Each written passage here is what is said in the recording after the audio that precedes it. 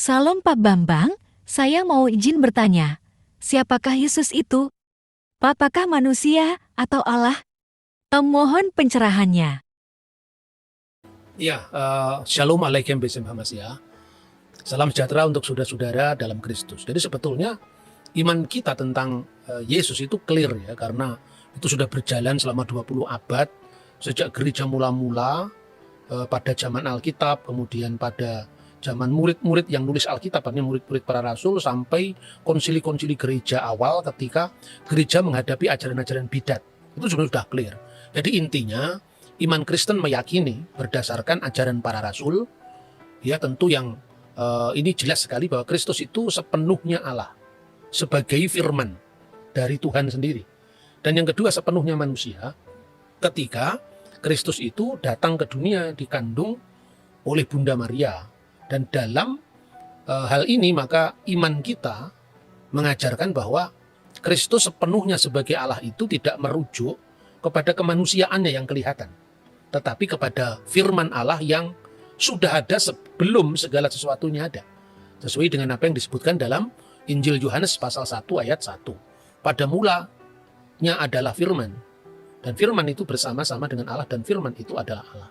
Nah, siapa firman yang bersama-sama dengan Allah ini? Apa perannya? Ayat 3 menjelaskan segala sesuatu dijadikan oleh Dia.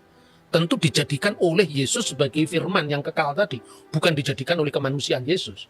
Ya, dan tanpa Dia, tanpa firman Allah itu, tidak ada sesuatu pun yang jadi dari segala yang telah dijadikan. Nah, itulah yang di dalam bahasa teologi disebut praeksistensi putra Allah. Jadi Yesus sudah ada sebelum segala sesuatu ada, karena Dia firman Allah. Allah menciptakan dengan firman-Nya, dan tidak mungkin kalau firman itu ada kemudian setelah Allah. Nah, sebetulnya disebut firman di sini bukan sekedar kata-kata verbal, ya. Firman di sini sebetulnya bahasa aslinya itu logos. Logos itulah yang menjadi bahasa kita logik, logikos, logika. Jadi firman itu sesungguhnya adalah kemahasabdaan Tuhan. Jadi sabda atau firman itu tidak hanya berarti kata-kata verbal atau efek atau akibat dari kata-kata. Kalau akibat dari kata-kata ya alam semesta ini, langit, bumi, laut seisinya ini kan diciptakan oleh firman Allah. Jadilah terang, maka terang itu jadi. Jadi itu efek dari firman tadi. Tetapi Yesus itu firman itu sendiri. Nah, jadi dengan demikian tidak mungkin kalau firman Allah itu tidak kekal. Karena kalau firman Allah tidak kekal berarti ada waktu di mana Allah sebagai the existence, sebagai wujud, sudah ada firman-Nya, belum ada. Berarti kan pernah ada waktu di mana Allah tidak punya firman, dan itu tidak masuk akal kan. Nah, ketika firman itu menjadi manusia, Dia dikandung oleh perawan Maria tanpa campur tangan seorang laki-laki. Artinya bahwa Yesus itu sepenuhnya manusia. Jadi jangan orang salah paham, oh, Tuhan kok lapar, Tuhan kok haus, Tuhan kok dicobai. Yang dicobai, yang haus, bahkan yang mati, itu bukan keilahiannya. Maka dalam Alkitab disebutkan sangat jelas sekali, Dia yang dibunuh dalam keadaannya sebagai manusia.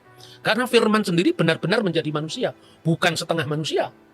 Firman itu telah menjadi manusia dan tinggal di antara kita. Dan kita telah melihat kemuliaannya, yaitu kemuliaan yang diberikan kepadanya sebagai anak tunggal Bapa, penuh kasih karunia dan kebenaran. Ini saya kira clear sekali. Maka ketika gereja menghadapi ajaran sesat Arius, ya, ketika gereja menghadapi ajaran sesat Arius yang mengatakan bahwa pernah ada waktu di mana anak Allah itu tidak ada, gereja langsung berkumpul. Nah, waktu itu kan belum ada perpecahan, ya, gereja itu masih tahun berapa, Pak? tahun 325. Jadi waktu itu belum ada aliran-aliran gereja, belum ada perpecahan gereja, karena perpecahan gereja itu baru terjadi tahun 451. Jadi waktu itu yang namanya gereja itu ya semua gereja Katolik dan semua gereja Ortodok. Artinya apa? Bukan Katolik sebagai institusi yang sekarang ini berpisah dengan gereja Ortodok, atau Ortodok yang berpisah dengan Katolik, tidak. Tapi sifat gereja yang adalah universal.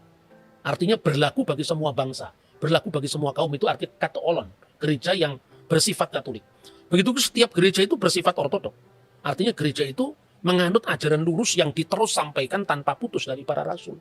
Makanya kalau ada gereja Roma, ya gereja di wilayah yurisdiksi Roma, gereja di wilayah yurisdiksi Antioquia, seperti yang diceritakan dalam Alkitab, ya, bahwa orang-orang mengikut Yesus itu pertama kali disebut Kristen itu kan di Antioquia.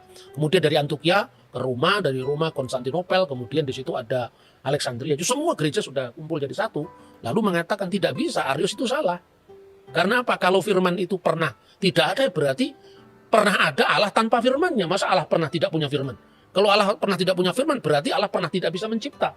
Jadi Allah dengan firman-Nya, dengan rohnya itu kekal. Itu kira-kira apa yang kita bisa pahami dari ajaran Kristen yang paling dasar tentang siapakah Yesus Kristus. Oke Pak Bambang, penjelasan Anda sangat mencerahkan dan menguatkan iman kami. Terima kasih, Tuhan Yesus memberkati.